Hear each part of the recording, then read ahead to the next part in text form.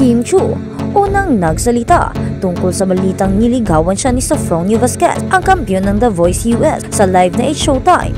Kung bago ka lang sa channel na ito, huwag kalimutang mag-like, share, comment, and subscribe. Kinausap kamakailan ni Kim Chiu, isa sa mga pinakasikat na bituin sa Pilipinas, ang mga chismis na nililigawan siya ni Sofronio Vasquez, ang bagong nakoronahan na nanalo ng The Voice US. Sa isang eksklusibong panayam, nilinaw ni Kim ang mga chismis na tiniyak sa kanyang mga tagahanga at sa publiko na walang katotohanan ang mga haka-haka na bumabalot sa kanila ni Sofronio. Ang mga chismis ay nagsimulang kumalat pagkatapos ng kamakailang tagumpay ni Sofronio sa The Voice US, kung saan nakakuha siya ng international na pagkilala para sa kanyang kahangahangang talento. Hindi ka panipaniwalang paglalakbay sa palabas. Mabilis na nakuha ng mahusay ng mang-aawit puso ng maraming manonood, lalo na sa Pilipinas, kung saan siya ay kinilala bilang isang bagong sumisikat na bituin. Gaya ng madalas na nangyayari sa mga sumisikat na celebrity, madalas na sinusundan ng mga chismis at haka-haka tungkol sa kanilang mga personal na buhay. Kasamaang palad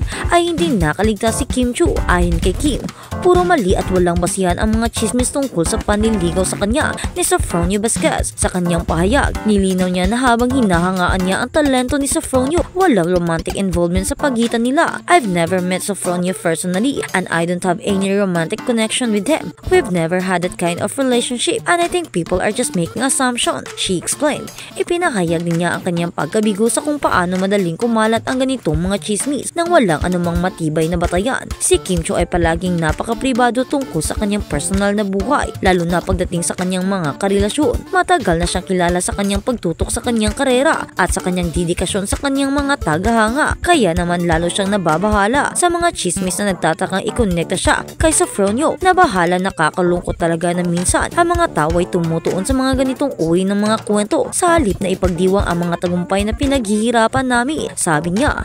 Para naman kay Sofronio, natugunan na rin niya ang mga chismis. Sa isang panayam kamakailan, ang nagwagi sa The Voice US ay nagpahayag ng kanyang paghanga kay Kim Chiu na tinawag siyang isang talentado at inspiring na individual. Gayunpaman, mabilis niyang itinanggi ang anumang romantikong indisyon na ikinukumpara na ang dalawa ay hindi kailanman naging romantiko. Nilinaw ni Sofronio na sa kasalukuyan ay nakatutok siya sa kanyang music career at personal growth at walang oras para sa mga distractions tulad ng mga chismis sa relasyon. Nag-react na ang fans ni Kim at Sofronio sa mga paglilinaw, kung saan marami ang nagpahayag ng kanilang suporta sa dalawang celebrity.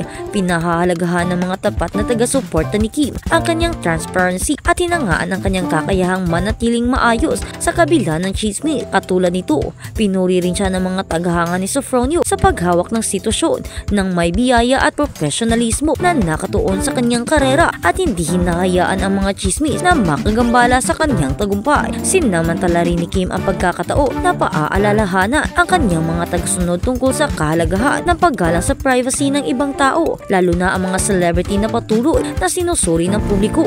Mahalagang tandaan na lahat tayo ay tao at lahat tayo ay nararapat na igalang. Mag-focus tayo sa pagsuporta sa isa't isa at sa pagdiriwang ng mga nagawa ng isa't isa kaysa gumawa ng mga kwentong nakakasakit, she said. Kapwa maigpit na itinanggi ni na Kim Chiu at Sofronio Vasquez ang mga chismis na bumabalot sa kanilang sinasabing romantikong koneksyon.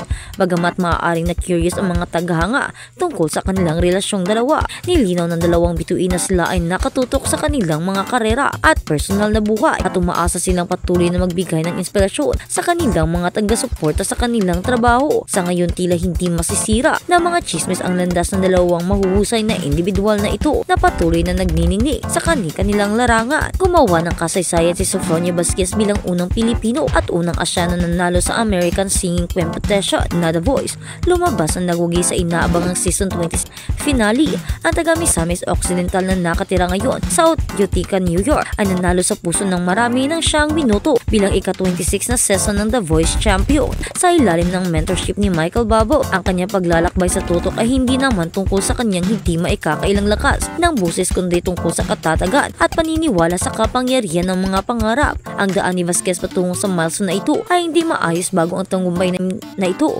Minsan siya naging finalist sa tawag ng tanghalan, ngunit ilang beses rin siyang naging failure, kung saan walang coach ang umarap sa kanya. Makalipas ang ilang taon nakamit niya ang pangarap ng bawat mga awit sa The Voice. Ang bihirang pagliko sa 4 na upuan. Ang kanyang matagumpay ng mga salita matapos mapanalo, maniwala ka na kaya mo at ipakita ito ng buong puso at talagang natutupad ang mga pangarap. Sumasalamin sa isang paglalakbay na tinutukoy ng tiyaga at paniniwala sa sarili. Ang kanyang panalo ay may kahangang-hanay ng mga premyo. Bilang panalo, ang mga awit ay nag-uuwi ng monetary reward na $100. Tanda ng palabas mula noong debut nitong 2011, $100,000. Ngunit ang paglalakbay ay hindi hininto sa isang premyadong salapi. Si Vasquez ay nakakuha din ng isang coveted recording contract na sinasabing gaytoy sa pakikipagtulungan sa ilan sa mga pinakakilalang label sa industriya ng musika. Ayon sa Yahoo Entertainment, sa paglipas ng mga taon, ang mga nanalo ng The Voice ay nakipagsosyo sa mga higante tulad ng Universal Music Group at Big Machine Records na nagbibigay daan para sa pangmatagalang tagumpay sa kanilang karera. Higit pa sa isang puntatang makikinabang din si Vasquez sa mga royalty na nabuo ng kanyang mga benta ng musika. Ang mga perk na ito ay nagpatibay sa The Voice bilang isang launchpad para sa mga naghangad na artista na ginagawang katotohanan ang mga pangarap. Sa isang eksklusibong panayam ng Showtime, ipinahayag ni Vasquez ang kanyang taus-pusong pasasalamat sa papel ng palabas na pagpapahasa ng kanyang galing sa pagkanta. Ibinunyag din niya na nakatakda na siyang umuwi sa Pilipinas na ang una na pinuntahan ay walang iba kundi ang noontime show na Ang Tahanan ng Tawag ng Tanghalan. Nag-promise ako kay Maki Bavo, Showtime ang unang bibisitahin ko. At sa kabilang banda naman, kinumpirma ni Kim Chiu na binisita siya ni Paulo Avellino sa kanyang dressing room. Sa skate ng It's Showtime noong ABS-CBN Christmas Special, naging sentro ng mga biro at punchline si Kim Chiu. Pinasigla ng pangunuhing host na si Vice Ganda ang Caldero at pinangunahan ang trending na segment na Suspect kasama ang ilan sa mga co-host kasama si Chu. Ang Suspect ay isang trend sa video platform na TikTok kung saan ang dalawa o higit pang mga karakter ay tapat at pabiro na naglalantad ng isa sa mga katotohanan, sekreto, spoiler or kwento na hindi pa niya ibinunyag kung sino ang bago niyang boyfriend. Gusto raw niyang kumonsulta sa isang feng shui expert para i-check ang compatibility nila. Umani ng hiyawan at tawanan ng mga bahaging ito. Alam na ang tinutukoy ni Vice ay ang on-screen partner ni Chu na si Paulo Avellino. Sa backstage nagbigay ng reaction si Chu. Suspect, bakit 4 yung sa akin? Di ako ready. Nakalimutan ko tuloy yung suspect ko, she said. At dagdag pa, ibinunyag ni Vice na isang anonymous guy na nakakap ang bumisita kay Chu sa kanyang dressing room. At muling binanggit na ito ay si Avellino. Tinanong namin si Chu kung totoo ang kinumpirma niya.